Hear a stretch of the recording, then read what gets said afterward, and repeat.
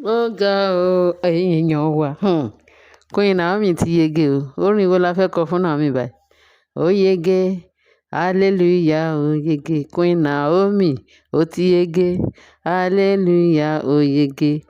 Ọ̀ní rí ọlọ́mọge, ó sì gbé ọ níyàwó o, hallelujah, ó ti yege. Bẹ́ẹ̀ ni, nǹkan t'Ọlọ́run bá ti pinnu láti ṣe, kò sí ẹ̀dá alààyè tó lè dá dúró. Ó tán àbùkù. Gbogbo gàlégàlé, gbogbo làálàá kókó fẹ́ wọn. Irọ́ ńlá ló já sí àwọn olórí gbá àtẹ̀yọ̀, àwọn olórí ìkà, àwọn olórí tó yẹ pé wọn ò ní tẹ́ lọ́rùn. Àfi kọ́ máa jẹ níbi tó ń ṣe sí àwọn olè wọ̀bìà. Ẹ lọ sí ilé ọkọ yín. Ẹ̀yin tẹ́ wà contented pẹ̀lú bọ́kọ yín ṣe ń tọ́jú yín. Ẹ tún wá síwájú kábíyèsí, ilé kábíyèsí. Ẹ wá fi ìpè bóyá ẹ tún gbogbo ìwà pálapàla tẹ́ ti hù lọ́dọ̀ ọkọ yẹn fẹ́ wá gbé wá sí ilé Naomi. Naomi lé wọn dànù. Wọ́n fẹsẹ̀ fẹ́, wọ́n gbọdọ̀ fẹsẹ̀ fẹ́, wọ́n takú. Ẹ má kúrò sáàfin. Ẹ má kúrò sáàfin fún Naomi. Ojú yín máa rí ìrékùrè. Ṣé sọ pé burú ni? Ṣé sọ pé ìkà ni? Ẹ lè rí nǹkan kan ṣe. Ẹ lè rí nǹkan kan ṣe. Cheating ni yín. Tẹ́ fẹ́ cheat Naomi. Ọlọ́run ti túnú àṣírí yín pé níbo. Ó ní nǹkan ti gba nǹkan ẹ̀ padà. Naomi ti gbọ́ ọkọ ẹ̀ padà. Ẹ̀yin lẹ́ni ìṣòro, ẹ padà sílé ọkọ yín, ẹ lọ gbọ́ ọkọ yín padà sílé ọkọ yín. Kì í ṣe ti Naomi. Ẹ̀yin oníwà burúkú, ẹ̀yin oníbàjẹ́, ẹ̀yin ìkà èèyàn. Ẹ̀yin ajẹ lójú onílé. Kí ni nǹkan náà? Naomi ti yege. Naomi ti gbọ́ ọkọ ẹ̀. Ó ti gba ọkọ ẹ̀ lọ́wọ́ yín. Ẹ ti fail woefully. Gbogbo làálàá kókó fẹ́fẹ́ yín. Irọ́ kọ́ ló já sí. Irọ́ ni. Àbọ̀ náà ti ṣe irú ẹ̀. Kábíyèsí wá announce nínú agbo, ó fa ọmọ ẹ̀ mọ́ra. Ó announce Tadenikawo o. Pé eléyìí ni àyànfẹ́ ọmọ mi. Òun nìkan ni. Òun ni crown prince ilé Ifẹ̀. Wọ́n nígbà tí Ashley gbọ́ yẹn pé ṣe ló dákú pọ̀rọ̀gọ̀dọ̀. Wọ́n ló faint. Nǹkan tí ó fẹ́ tó rò pé kò ní wáyé. Ó rò ní ó hùn bẹ́ẹ̀ tí kò hun ẹlẹ́dẹ̀. Wọ́n ní ṣe Ashley dákú.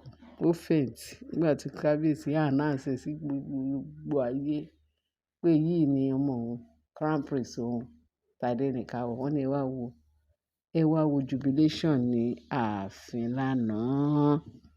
Ẹ wá wo jubilation. Wọ́n ní Naomi ti yege, ó ti dúró gírí. Naomi ti gbọ́ ọkọ ẹ̀. Kò sẹ́ni tó bá yiri ẹ̀ wò, kò sẹ́ni tó tún lè bá yiri ẹ̀ wò. So gbogbo àwọn olójú kòkòrò, àwọn alátojúbọ̀ tó ń sọ pé wọ́n fẹ́ Naomi o. Wọ́n fẹ́ fẹ́ Naomi o. Gbogbo àwọn onísọkúsọ. Ẹ̀mí à sọ fún wa pé ká gbẹ́nu wa dákẹ́. Nínú íńtánẹ́ẹ̀tì tí a bá ń sọ̀rọ̀. Wọ́n á ní ẹ gbẹ́nu dákẹ́. Kábíyèsí ò ever fẹ́ Naomi padà. Kábíyèsí ò ever sọ pé òun máa fẹ́ Naomi torí Naomi ti lọ. Ex-wife ni kíní kan. A mọ̀ pé iṣẹ́ àwọn ìránṣẹ́, àwọn olórí búburú tó wà láàfin. Tó ń pera wọn lórí. Ṣe olórí mọ́ o. Gbogbo immunity yẹn pátá ó ti fail yàkàtà. Ọlọ́run ti gbà lọ́wọ́ yín. Ó ní nǹkan ti gbà nǹkan ẹ̀. Bẹ́ẹ̀ ni Olúwa ti ṣeun. Olúwa ti ṣeun. Wọ́n ní tẹ bá rí ààfin lánàá. Wọ́n ló ti parí. Gbogbo pọ̀pọ̀ ṣìṣì. Mi ò fẹ́ kó ṣe. Ọmọ tòun ló fẹ́ ṣe crown prince. Ó mà ga o.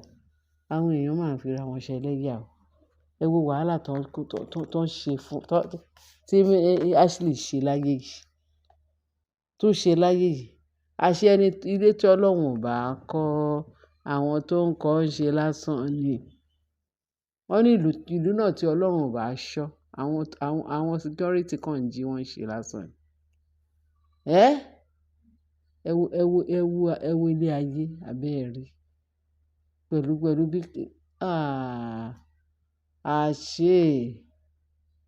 àṣé Ọlọ́run wà. Wọ́n ròyìn ògbéni níjà kẹ́rù òbọ níjà. Kí ni ká fi Ọlọ́run pè náà?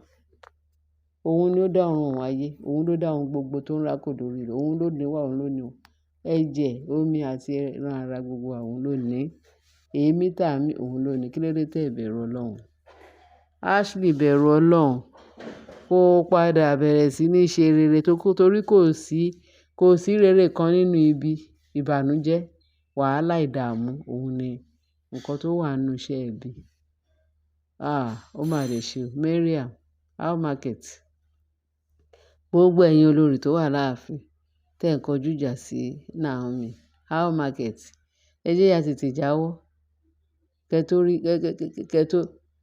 kẹ́ tó parun. Ẹ jẹ́ ya tètè jáwọ́ nínú iṣẹ́ ibi kẹ́ tó parun. Wọ́n ní ẹni ta bá wí, wọ́n ní ọmọ ta bá wí tí ò bá gbọ́, ó máa ṣe kí ni? Ó máa parun lójijì. Ẹni tí ò bá fẹ́ parun kó ya tètè yọ ọwọ́ ẹ̀ kúrò. Torí ẹni tí ẹ̀ ń bá jà kì í ṣe òun ni, Ọlọ́run lẹ̀ ń bá jà. Ọlọ́run, ẹ ń rí Naomi gẹ́gẹ́ bí àwòrán Naomi. Ọlọ́run ló ń jẹ bẹ́ẹ̀. Ẹ̀yin náà ẹ wo, ẹ fẹ́ ahọ́n yín ka eyín yín. Kẹ́ wo irú ìdààmú tẹ ti dà, tẹ ti ṣe. Tádé ní ká wò. Wọn ò fẹ́ kó ṣe crown prince. Nǹkan òun nìyẹn sì. Torí mo gbọ́ pé ẹlẹ́fẹ̀ẹ́ kúrò láàfin. Ẹni kò ní ṣojú yín. Ṣó ṣojú yín àbí ò ṣojú yín? Over your dead body. Ṣó ṣojú yín àbí ò ṣojú yín? Ó ṣojú yín. Èyí tó fẹ́ collapse ó yá kó máa collapse. Èyí tó fẹ́ kú nínú yín kó bẹ̀rẹ̀ sí ní kú. Ẹ rí nǹkan kan. Ẹ tí ẹ mọ̀ nǹkan kan. Ọlọ́run ti ṣe èyí náà. Tẹ́lẹ́gàn ló ṣòro. Wọ́n ròyìn. Celebration gala ó yìí ń lọ láàfin. Ó máa dẹ̀ ṣe o. Ojú lẹ fi rí ètè yín ò bá. Kábíyèsí tẹ̀. Ó ti ẹ̀ tó ti Ashley. Ọkọ gbogbo ayé. Ọkọ tó jẹ́ pé kán kú báyìí lọ rẹrẹrẹ. Gbogbo ìṣekúṣe yín kẹ́ ṣe sí kábíyèsí lára. Gbogbo ẹ̀ sọ pé ọkọ mi. Ǹjẹ́ kò ti fail báyìí? Ẹnìkan ló mú gèdègbé t'Ọlọ́run yàn fún. Gèdègbé látọ̀run. Òun ni Naomi. Ẹ bá ṣubú kẹ́ forí sọlẹ̀. Ẹ wá jalè ni. Ó ní nǹkan ti gbà. Ó di dandan Ọlọ́run gbọdọ̀ jà. Ọkọ Naomi gbà lọ́wọ́ yín. Ó dẹ̀ ti jagbà. Ó tán àbùkù. Ẹ continue. Nǹkan tẹ máa rí. Ojú yín náà á jà. Ọlọ́run ní ṣe yín ní adọ́run mọ́tọ́. Ẹ jẹ́ ya tètè. Ó yìí ń dà báyìí o. Tẹ́yìn rí ẹ̀mí yẹn mí. Tẹ́yìn rí ẹ̀mí yẹn ń lò. Ẹ jẹ́ ya tètè sọ fún Ọlọ́run pé kó dáríjì yín. Kẹ́ padà sí ilé ọkọ yín. Kẹ́ni kankan yín padà sí ilé ọkọ yín. Torí kábíyèsí ò rí tẹni kankan yín rò. Kábíyèsí ò rí tẹni anybody rò ni. Àbí kí lẹ̀ ń sọ yìí? Gbogbo ayé ti mọ̀ pé queen ni. Queen kan ṣo péré tí kábíyèsí ní òun ni Naomi. Ó ti gba queen ẹ̀. Ó ti present ẹ̀ sí gbogbo ayé. Wọ́n dẹ̀ ti establish ẹ̀. Àrọ̀ ti rọ̀ mọ́. Àwọn Yorùbá. Wọ́n ní àrọ̀ ti rọ̀ mọ́.